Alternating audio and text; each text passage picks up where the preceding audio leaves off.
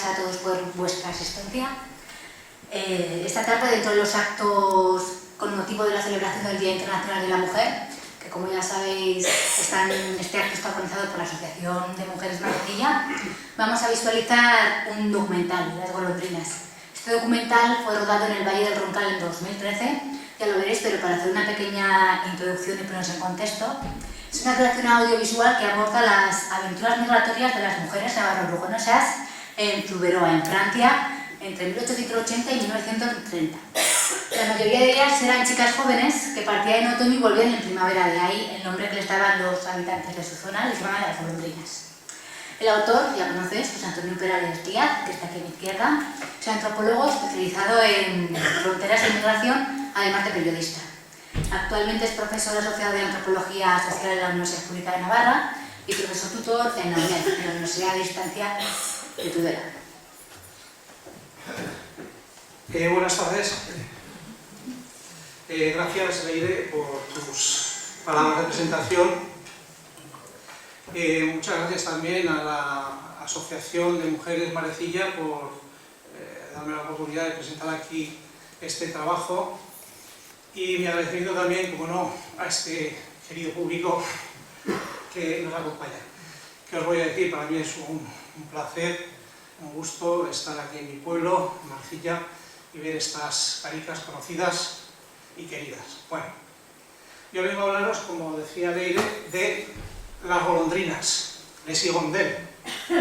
Así es como les llamaban en Francia a las mujeres. Mayoritariamente eran chicas jóvenes que, procedentes de los valles navarros de Roncal, Salazar, Echo y Ansó, marchaban a trabajar, como digo, en las fábricas de alpargatas. Aquí tenéis una imagen de algunas de estas mujeres en el interior de una fábrica, trabajando pues, casi de manera artesanal el acabado de las alpargatas. Bueno, se marchaban en otoño y volvían en primavera, por eso les llamaban golondrinas, ¿no? Les hirondelles. Bueno, esta emigración se puede decir que es una migración histórica transfronteriza que tuvo lugar, como veis aquí en la diapositiva, entre 1880 y 1935. Yo conocí este tema, me empecé a acercar a este tema en los años finales de los 90, cuando hacía la tesis doctoral en antropología sobre la frontera y el contrabando en el Pirineo Occidental. Aquí figura la portada del libro que publicó en Navarra. Y posteriormente tuve ocasión de entrevistar, ya como periodista, algunas de las últimas golondrinas de Erronkari, y entre ellas a Felipa Ezquer de Burgui, a quien veis en esta fotografía, tomada en su pueblo, en Burgui, en 2004. El reportaje apareció publicado en el Diario Navarra, con el título de Historia de una golondrina. Claro, cuando yo hice estas entrevistas en el año 2004, 2005, la mayoría de estas mujeres eran abuelicas, ya, personas de la tercera, cuarta edad. Felipa tenía entonces 94 años, y claro, lamentablemente la mayoría de ellas 10 años después se ha ido. No obstante, su memoria sigue viva, en cierto modo, en el Valle de Roncal. Hace unos años, en 1998, se hizo un homenaje en Isaba a algunas de las antiguas golondrinas, y posteriormente se marcó una ruta a través de la montaña y del Pirineo, la ruta que hacían las golondrinas. Todavía hoy está vigente esa ruta, se puede hacer, es una oportunidad de turismo cultural, ¿no? Bien, digo memoria, ¿no? En el fondo, este trabajo que vengo aquí a presentaros tiene que ver con la memoria colectiva. Fijaros, hay un sociólogo francés llamado Maurice Albas que decía que retenemos del pasado no cualquier cosa, ¿verdad?, sino algo que nos es de utilidad en el presente, ¿no? Es el caso de las golondrinas, ¿no? Para los habitantes de la zona fronteriza es importante que las nuevas generaciones sepan, conozcan lo que hicieron sus abuelas, sus tatarabuelos, sus tatarabuelas, los esfuerzos que hicieron a veces por mantener las familias y también las propias comunidades. No es el caso de Marcilla, ¿verdad?, que siempre ha estado garantizada, digamos, su supervivencia. La diversidad de fuentes de trabajo es múltiple, aunque ha habido momentos peores o mejores, pero en el caso del Pirineo nos encontramos muchas veces con pueblos que han estado a punto de desaparecer. Entonces, la actitud de las gentes, de las generaciones pasadas, es importante también a la hora de proyectarse hacia el futuro, ¿no? De esto habla un poquito el documental y la investigación previa que hay detrás, porque, claro, yo vengo a decir aquí, yo no soy un cineasta, aunque he hecho un documental. Lo que hay detrás de este documental es una investigación, que es de lo que estoy hablando ahora, ¿no? Una investigación que en principio se titulaba Migraciones históricas transfronterizas, el caso de las golondrinas navarro-aragonesas. Os voy a hablar un poquito en tono, no sé si académico, pero espero que no aburrir, ¿verdad? La procedencia de las golondrinas. Luego veremos el documental y veremos también qué relación hay, ¿no?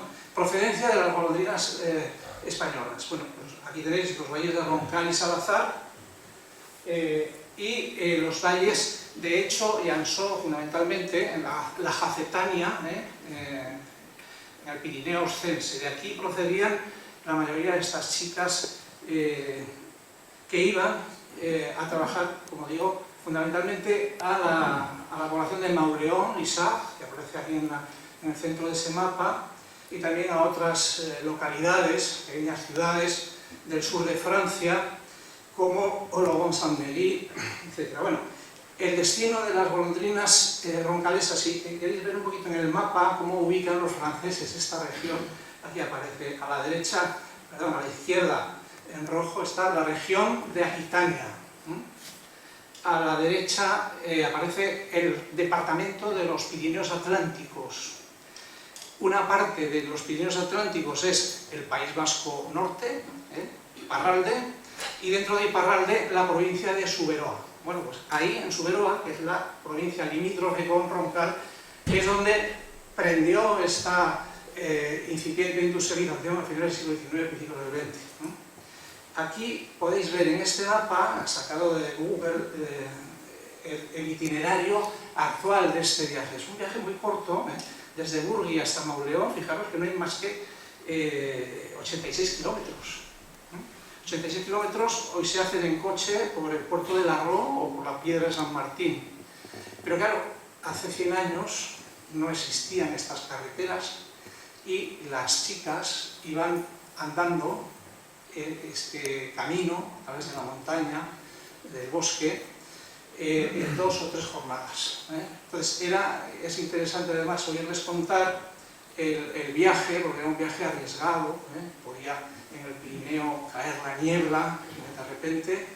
Esto lo podía comprobar en el Valle de Belagua, por ejemplo. Esta es una tarde soleada, y los pastores, los antiguos pastores, te decían que aunque luce el sol, de repente puede, sobre todo si mueve el cierzo, puede caer la niebla, oye, te pilla ahí de repente en el barranco de...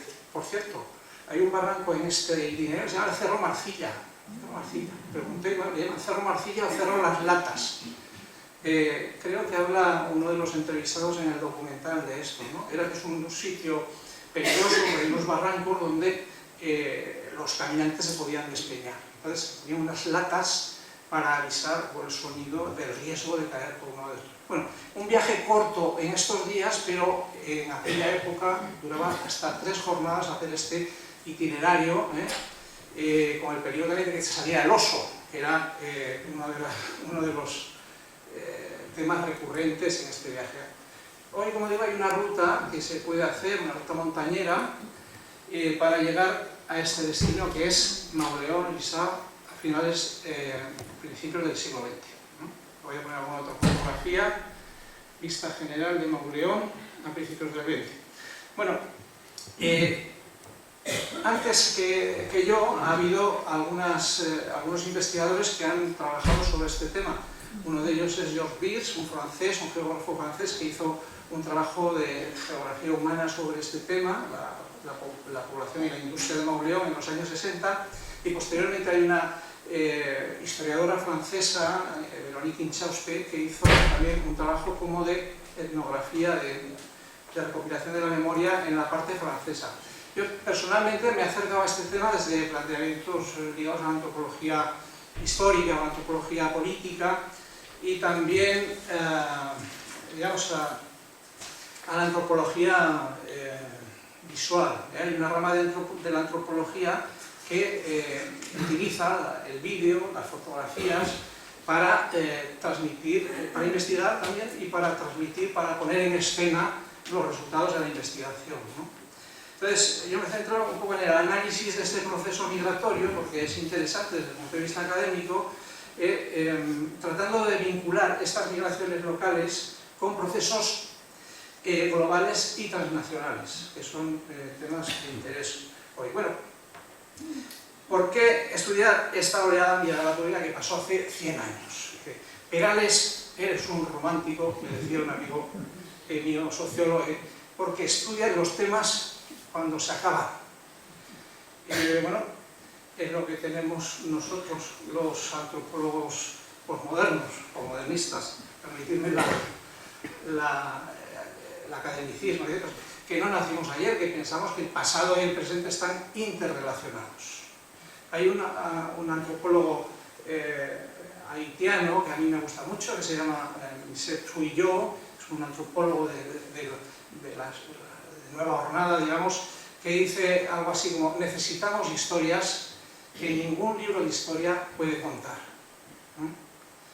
Estas historias no están en los libros, no están en las aulas,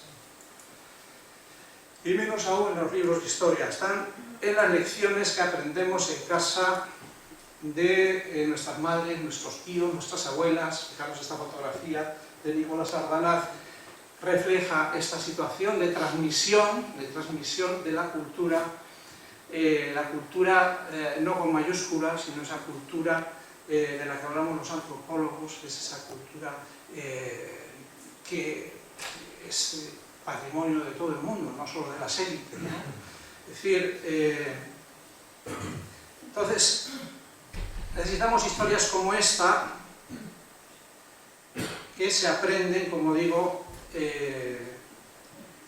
en los juegos infantiles, a veces en la calle, en el trato con las personas, en fin, en lo que queda de la historia cuando cerramos los libros de historia con sus hechos comprobables. Bueno, pues permitidme explique en 4 o 5 puntos la importancia que tiene esta emigración, pues así en el contexto académico. En primer lugar, esta es una emigración que tiene lugar en un momento histórico complejo y que coincide con la primera expansión global del capitalismo antes de la actual. Y fijaros bien, porque la industrialización de Mauléon, que era una ciudad muy pequeña, de unos 1000 habitantes, lo vamos a decir, plantea la conexión de estas zonas periféricas de los estados francés y español con el sistema global. El problema que tiene muchas veces hablar de historias locales es que creemos que son historias que se quedan ahí, en el pueblo, o en la aldea, o en el lugar. Lo interesante es ver un poco qué de universal tiene una historia pequeña, una historia cercana, ¿no? Entonces, es esto lo que nos ofrece esta historia, la conexión, digamos, de lo local, en el caso de Mauléon, o del Pirineo francés, y también de nuestro Pirineo, esta vertiente, es que registra este paso, el tránsito entre la producción artesanal. Fijaros, aquí aparecen alpargateras, alpargateros a mediados del siglo XIX trabajando la alpargata en los porches de Mauléon, ¿no? Bueno, pues de esta estampa se pasa a esta otra, que es la producción en cadena, la cadena de montaje, que es uno de los grandes hitos de la revolución industrial, en definitiva. Aquí prende la revolución industrial, es decir, el paso de vivir del sector primario o de productos artesanos a vivir de la industria, cosa que aquí experimentamos también con el tema de la azucarera. Arcilla, mi madre me decía esta mañana que había leído, porque ya no llegó a conocer eso exactamente, que Marcilla llegó a tener, pues, o tenía, ha sido 18, 19, 200 personas. Claro, lo que permitió que Marcilla se convirtiera en un pueblo grande de la ribera, hasta llegar, creo que ahora estamos en 2700, 2800, ¿no? Fue la revolución industrial, que tuvo que ver muy directamente con la azucarera de Marcilla, además con esa fisonomía que tenía, ¿no? Es decir, la importancia de la fábrica, de la mega fábrica, que entonces se hacía al estilo de las grandes catedrales, ¿no? Aquí lamentablemente se perdió. Bueno, pues esto fue posible en el sur de Francia gracias a empresarios emprendedores como este señor, Monsieur Cherdego, que es uno de los 4 o 5 empresarios que, siendo gente humilde, montaron esas industrias que acabaron siendo, pues, un boom, ¿no? Entonces, claro, empresarios emprendedores, mujeres trabajadoras, mujeres emigrantes. Pero ahí pues una cosa muy curiosa, y es que hubo que echar mano, y aquí está la explicación de por qué estas mujeres salieron de sus pueblos en el Valle de Roncal, tuvieron que echar mano de las trabajadoras del otro lado de la frontera. Aquí tenéis algunas imágenes que también se ven en el documental, tomadas a principios del siglo, de escenas rurales en el Valle de Roncal, donde se veían a mujeres trabajando, por ejemplo, en la huerta, a la derecha, a la izquierda, recogiendo el trigo, trabajando en la trilla. Son imágenes tomadas por el Marqués del Villar en la zona esta de Roncal y de Salazar. Y aquí tenéis, que parece un campo de concentración, la plantilla de trabajadores en el exterior de la fábrica Cherdego de Maule. ¿Por qué estas mujeres se convierten de repente en mano de obra de la industria? Pues ni más ni menos porque los hombres, la mayoría de la gente del sur de Francia, de Suberoa, se habían marchado a Argentina, habían emigrado a Argentina, porque os he dicho antes también que el sur de Francia, lo que coincide con el País Vasco francés, es una zona deprimida, se convierte con el fondo de saco de la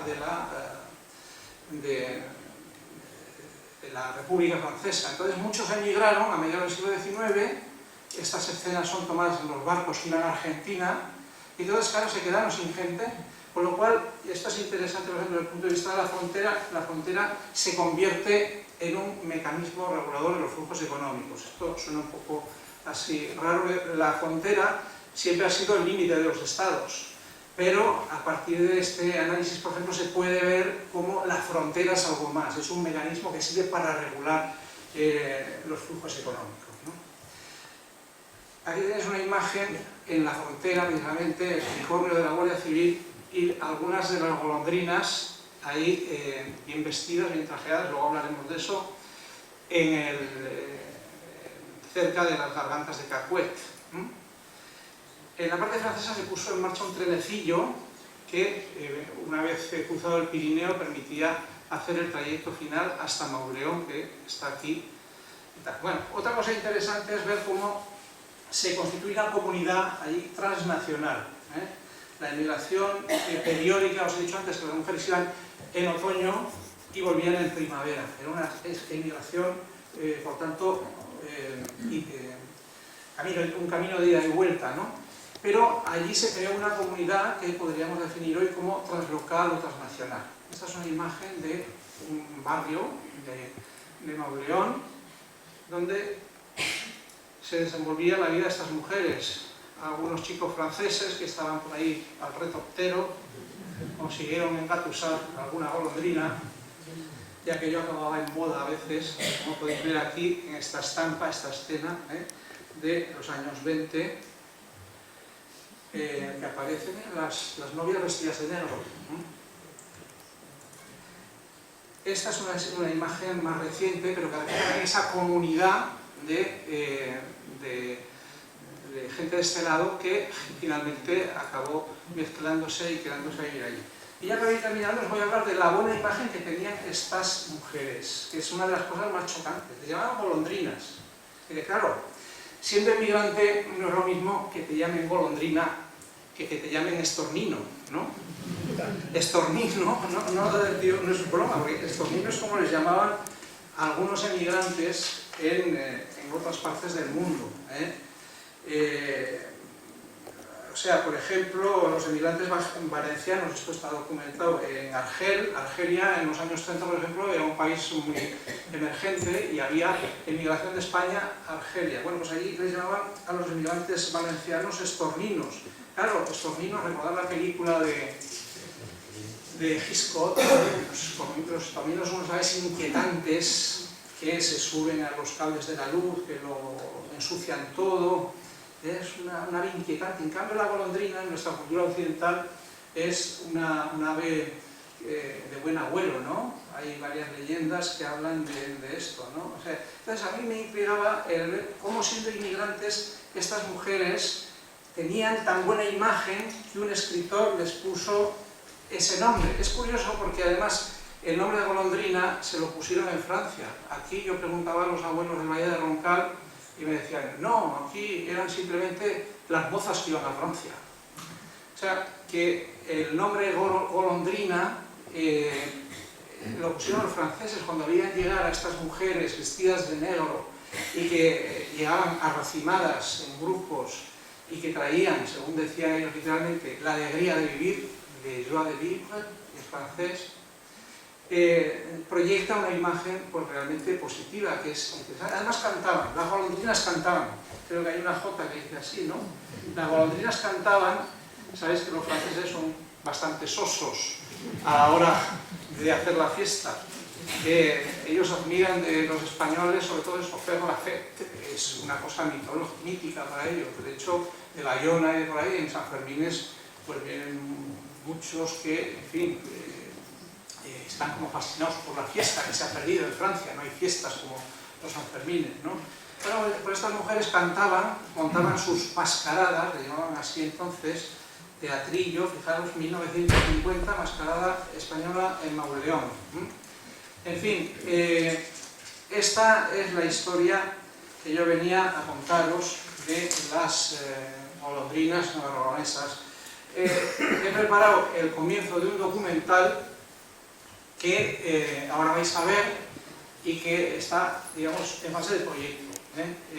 Luego, si queréis, hablamos si os interesa de estos detalles, pero en definitiva, pues esta es una historia de mujeres, una historia entre mujeres, y puesto que estamos en este Día de la Mujer Internacional, pues a la Asociación Valenciana me ha parecido bien y a mí también presentar esta historia aquí. Luego, si queréis, hablamos un poquito más, pero si os parece, ahora apagamos esta luz, lo hacemos oscuro y vemos el documental, que dura tan solo 17 minutos, y que, como digo, pues habría que continuar para terminar la historia. Está simplemente enunciada, pero luego hablamos de esto.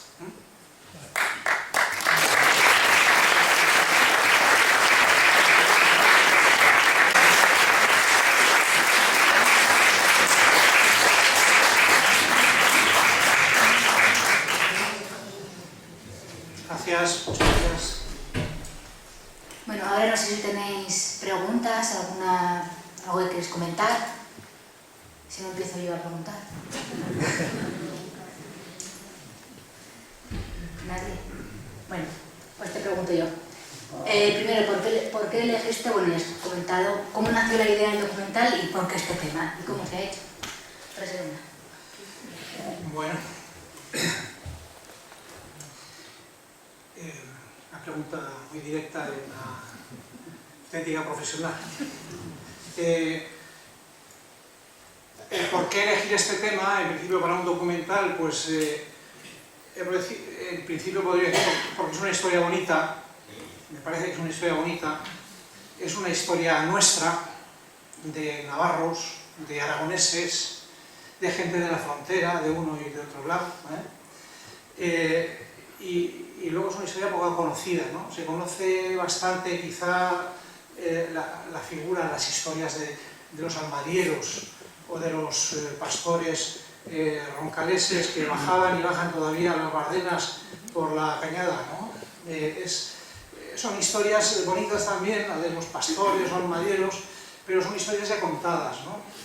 Entonces, a mí me gustaba este ensayo, que es una historia entre mujeres, como decía, una historia de mujeres y entre mujeres, ¿no? Y una historia que yo creo que puede contribuir a reconocer o poner en valor la contribución que han hecho también las mujeres ansotanas, roncalesas, navarras y aragonesas a la supervivencia cultural de estos valles del Pirineo, ¿no? Eso con respecto a un poco el porqué, ¿no? ¿Me decías? Y luego, ¿cómo se ha hecho? ¿Cómo ha sido el proceso de rodaje? Sí, bueno, en fin, hacer un documental es una cosa un poco, en estos tiempos, es una cosa contradictoria, diría yo, ambivalente, ¿no? Porque nunca como hoy es tan fácil, debido a los medios técnicos, hacer una película. Se han abaratado mucho los costes, las cámaras, pero sigue siendo necesario pues, un equipo mínimo que cuesta dinero, ¿no? Entonces, en este caso, el documental surgió de un curso de cine documental social que se montó en la Universidad Pública de Navarra y que dirige un cineasta ya veterano, Carlos Alastrey, que va por su 10º largometraje. Entonces montó un taller, digamos, de cine en el que yo participé pues, como un alumno más.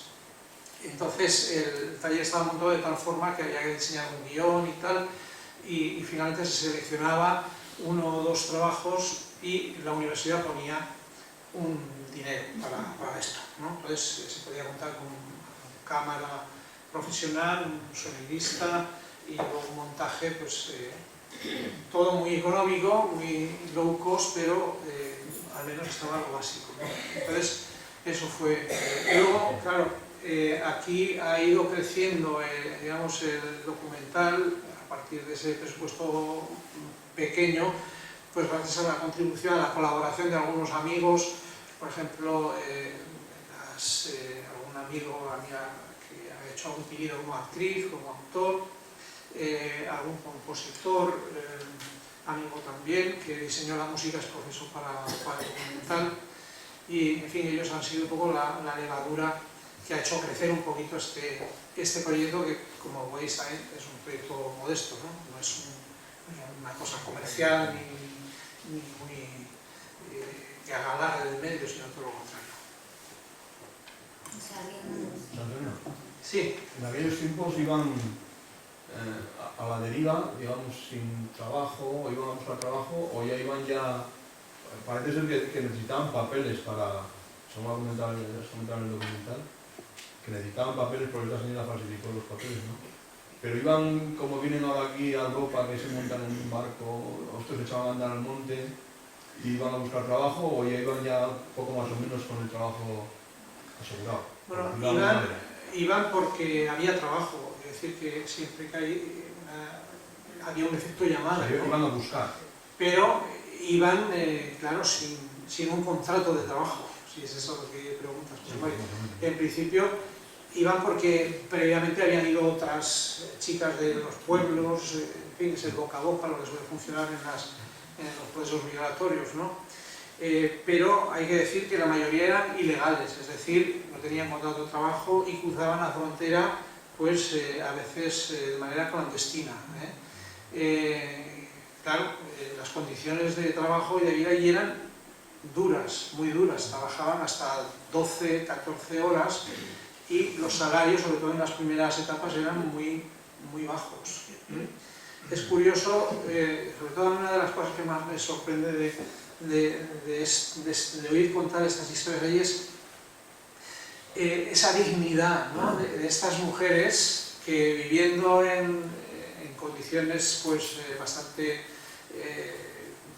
precarias, compartían, por ejemplo, dormían nosotros en una misma cama o en una misma habitación. Creo que hay alguna imagen por aquí que puede reflejar esto, no sé si tengo aquí recogida, por ejemplo. Aquí veis un grupo de mujeres, veis ese ambientico también como entre mujeres que decía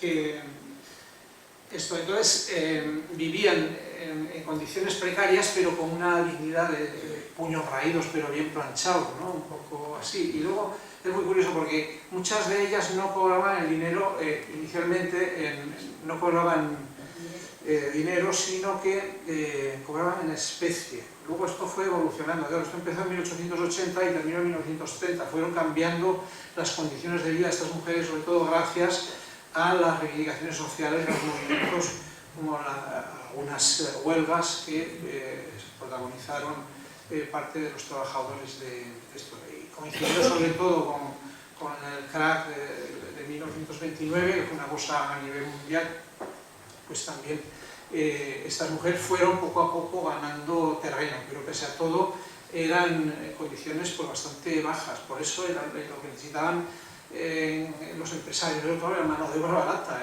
Esto ha sido siempre así en la historia de las migraciones, ¿no? Pero es curioso, a mí me gusta sobre todo esta imagen, ¿no? Porque estas mujeres, cuando terminaban el periodo, ya por mayo, lo que hacían era, sobre todo con el dinero, como a veces finalmente ya acabaron cobrando dinero, pero lo que hacían era, puesto que no podían cruzar la frontera con la cartera, digamos, llena, entonces no existían las transferencias bancarias, ni existían los teléfonos, etc. Pero ellas lo que hacían era, sobre todo, hacerse con el ajuar. Hacerse con el ajuar, comprarse vestidos. En Francia, si veis estas fotografías, son de gente de humilde, a veces caritas pues rústicas, de gente pero que volvían convertidas, como decía en el documental, en princesas, ¿no? Como modelos de Chanel, ¿no? Ellas volvían señoritas, se marchaban y volvían señoritas, ¿no? Eso es una de las, es un viaje, por tanto, no solo en el tiempo, un viaje a través de la montaña, sino también un viaje simbólico, un viaje que transforma, ¿no? Entonces es esto, ¿no? Volvían con el ajuar y volvían con vestidos nuevos, zapatos, etc. Y finalmente con una dignidad pues, superior a la que tenían probablemente en sus lugares de partida, porque tenemos que retorcearnos 100 años atrás y ver cómo pues, estas mujeres pues, estaban al servicio de la casa del padre, bajo la autoridad paterna, a veces rigurosa, como decía Felipe Azquer en el propio documental, etcétera, etcétera. Quizá me he extendido un poco en la respuesta, pero supongo que ya te he respondido, ¿no? Sí. Si te comentaron si había diferencia entre los, digamos, los franceses y ellos a la hora del trabajo, del cobro. Ah, sí. Bueno, en principio en las fábricas de patatas trabajaban muy pocos franceses. Sí, pero el nativo cobraba más o... El nativo cobraba más, sí. Eso siempre ha sido así, ¿no? Los franceses, los autóctonos, los pocos que trabajaban... ¿Ha evolucionado poco? La migración ha evolucionado poco. Sí, es decir, las migraciones pues, repiten pautas muy claras, ¿no? Cambian los esquemas, pero es también lo que yo quería plantear con este documental, un poco con la relación del pasado con el presente, ¿no? Como estamos viviendo una situación parecida. Las chicas y los chicos que tienen hoy, pertenecen quizá a la generación mejor preparada de este país, pero se ven obligadas a salir fuera, ¿no? Quizá cambian determinadas cosas, pero subyace una misma cuestión, ¿no? De fondo, ¿no? Lo cual nos hace ver que quizá el progreso es un mito, ¿no? A veces, siempre, sobre todo en las generaciones que nos preceden, pues han pensado que todo iba a ir a mejor, o que todo sigue ese curso a mejor, y no siempre es así, ¿no? A veces la historia es cíclica y se repite. Has dicho antes que el documental estaba sin acabar. ¿Piensas hacer alguna cosa o continuar o hacer alguna otra cosa parecida o qué piensas hacer? Sí, bueno, lo que yo quisiera es hacer un documental de 50 minutos con un poquito, con algo más de medios, ¿no? Porque esto yo creo que pide pues, contar sobre todo qué pasaba en Francia, cómo vivían estas mujeres, etc. Entonces yo he hecho la investigación previa, he hecho las entrevistas, hay fotografías, está la documentación, pero pues falta ir a grabar allí con 2 o 3 cámaras. Le diré que viene del mundo audiovisual, sabe las dificultades que eso tiene, extraña, pero bueno, lo vamos a intentar, ¿eh? Hay también líneas de ayuda, proyectos de este tipo, o sea que yo sigo con la ilusión de intentarlo. Otra cosa es que se consiga, ¿no? Pero sí, la idea es hacer un documental de 50 minutos, o 50 o 60 minutos, contando la historia completa, ¿eh? Y entrevistando pues, en Francia, sobre todo, a las personas que tienen memoria de esta migración. Que por otra parte, me parece que es un contexto muy bonito para contar una historia de ficción. A mí me parece que si viviéramos en Estados Unidos, seguramente el Pirineo y la frontera, nuestro Pirineo y nuestra frontera, y por qué no también nuestra ribera o nuestras Ardenas, darían para muchas películas de tipo más comercial, ¿no? Yo creo que aquí podría tranquilamente salir una película de ficción, ¿no? No sé qué pensáis vosotros.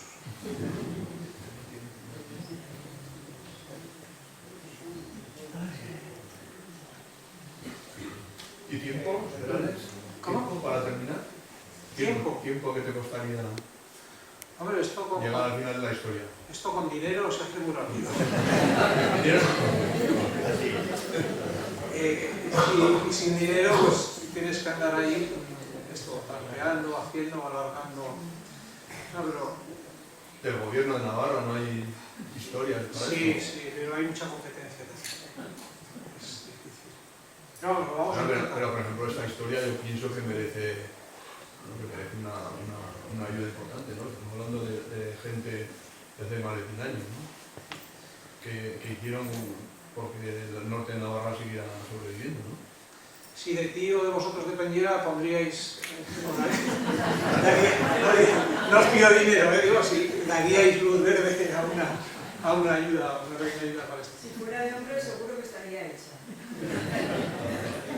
Antonio, ¿tiene algo que ver esto, tiene algo que ver con un trabajo, algo que se está haciendo ahora creo que desde la Universidad Pública, con el patrimonio inmaterial?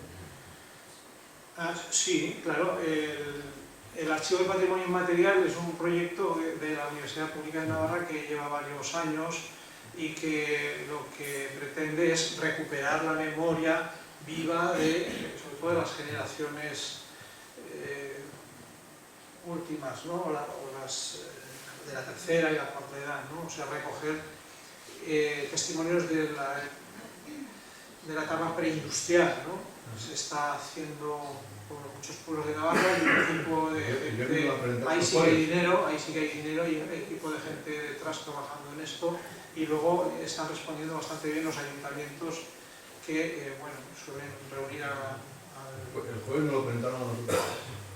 Claro, entonces hay una empresa que se llama La Grid Multimedia que suele hacer los documentales y que consiste básicamente en esto, sí, en entrevistar a las personas de mayor edad que guardan memoria de cómo ha sido la vida hace 30, 40, 50 años, y con eso al menos dejar testimonio para que no se pierda, ¿no? O sea, guardar relación, pero en este caso... Yo estaba leyendo un poco sobre esto, lo presentaron esta semana, y está involucrado la cátedra de antropología, sociología y tal de la Universidad Pública. Entonces, tenía algo de relación, no solo ya el tema histórico, sino el tema financiero también, pues ya Sí, entra en juego el departamento de filología de la lengua, el tal profesor, compañero Asiain, que lleva este tema desde hace tiempo, pero yo no tengo relación personal con esto. Me parece que es una historia bonita, que me parece bien. A nivel de esta migración que era, para mí, por ejemplo, era algo desconocido, porque siempre hemos oído que las mujeres a lo que iban era a servir y a poco más. Entonces hay algún movimiento migratorio relacionado con las mujeres, aparte de esta zona, o sea, en Navarra o quizás en España, porque el industrializado no estaba. A mí me ha sorprendido que me digas que unas mujeres tienen que pasar a otro país, estamos hablando del 1890 y en 1910, que es la época que, por ejemplo, nacieron mis padres. A mí en aquella época no tenía yo constancia de estas cosas. Entonces, ¿había algún movimiento aparte de, por ejemplo, las alpargatas o otra cosa? ¿O simplemente era eso como pionero? Sí, no, este no fue el único movimiento migratorio de mujeres, desde luego. A Francia iban muchas. Bueno, hay una película por ahí que creo que se titula Las chicas del quinto piso. Pero, por ejemplo, iban a servir, ¿no?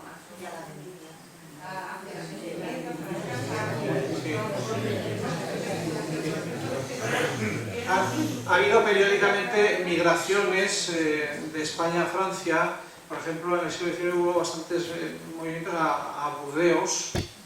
Y bueno, este es un tema además interesante desde el punto de vista así más académico, porque se conoce bien el tema de la migración intercontinental, por ejemplo, las migraciones de África a Europa o a Estados Unidos, pero se conocen menos las migraciones internas europeas, y las ha habido muchos movimientos de país a país y tal. Entonces, en el caso este que nos ocupa, pues eso, claro, no era, es que aquí el tema además es singular porque, claro, estas mujeres iban a un territorio que está al otro lado de la muga, de la frontera, pero que en cierto modo es un territorio hermano, en el sentido de que hay un sustrato cultural común.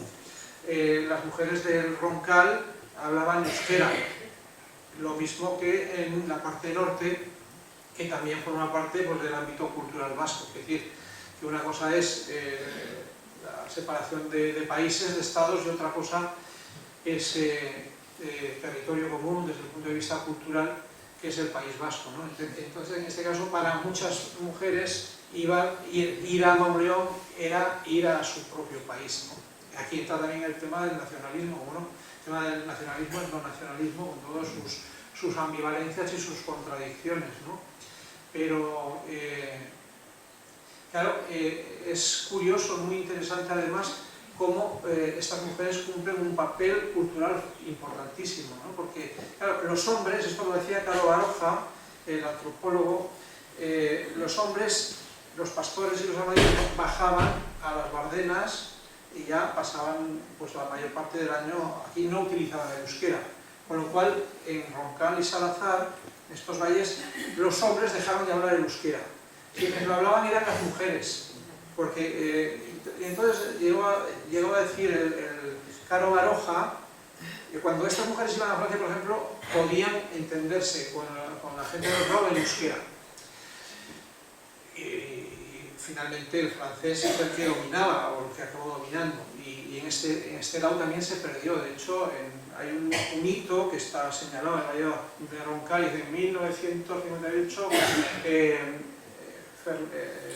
Vicente Ugalde y Eugenia Anaut fueron las últimas personas vascoparlantes del valle de Roncal. Entonces, el Caro Baroja decía, en este sentido, que cuando se perdió el idioma, por fin ha triunfado el idioma masculino, en alusión al castellano. En este sentido decía que las mujeres, primero al quedar en casa o al ir a Francia, donde podían ejercitarlo, siguieron conservando la lengua vasca, que era, pues, parte de la cultura. Por eso digo que no era solo una cuestión de supervivencia económica.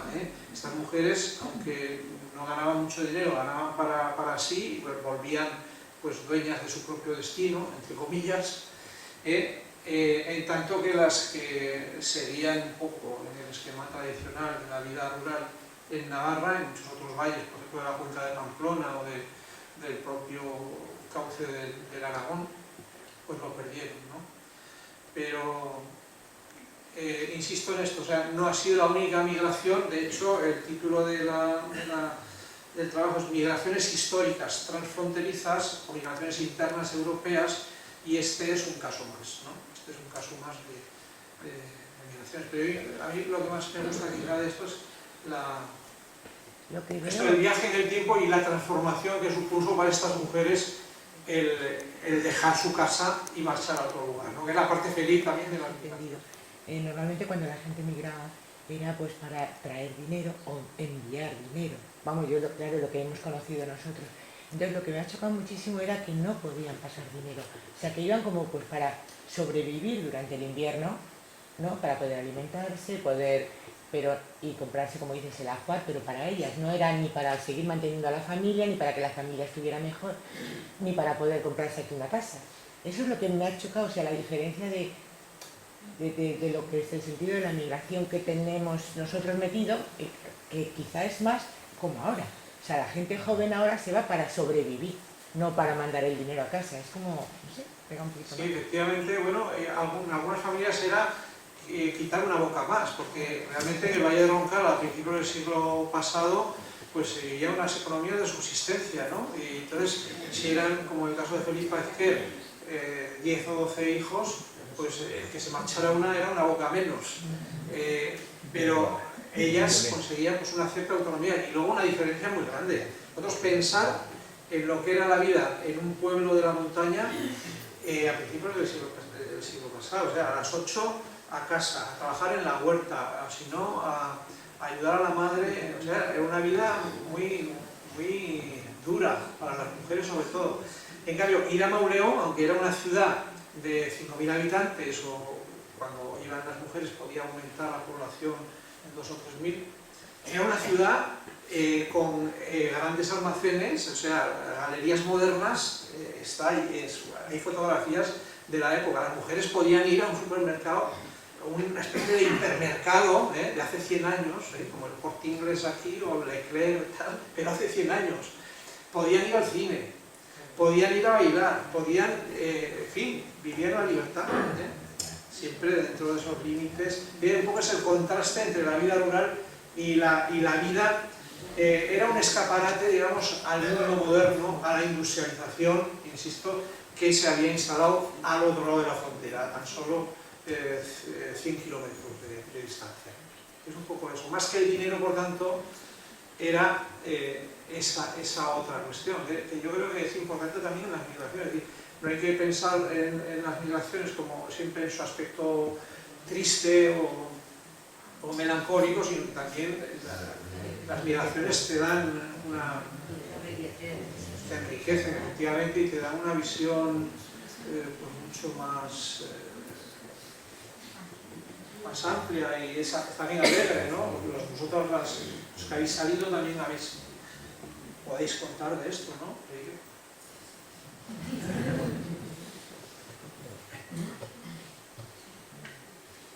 ¿Y por qué no podían traer el dinero que ganaban? Pues porque directamente en la frontera les impedían o sea, no podían pasar. Era una cuestión legal, es decir, se lo requisaban, se lo cogían.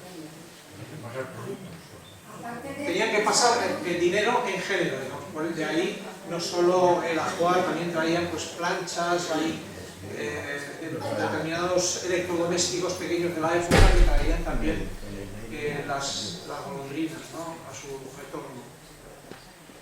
Me imagino que el dinero tampoco aquí en España le serviría el dinero francés, porque no había para poder cambiar eso, ¿no? Por eso lo traerían en género o... Eso es, podría ser un factor también que influía en esta... De todas las maneras, yo personalmente te felicito por sacar a la luz una historia tan bonita de nuestra historia, porque esto es que yo creo que ninguno de los que estamos aquí, la mayoría conocíamos. Gracias, sí, yo creo que es una historia, pues eso, que además que nos es cercana, ¿no? Porque con el Valle de Roncal y Saza compartimos el mismo agua, somos el agua que bebemos, decía Caro Baroja, ¿no? Aunque por ahí pasa el Esca es afluente, como sabéis, del Aragón, ¿no? Y la Bardenas, por supuesto, es decir, estamos comunicados, la montaña y la ribera, que parecen a veces mundos separados, han estado desde hace miles de años conectados, ¿no? Bien, ¿alguna pregunta más?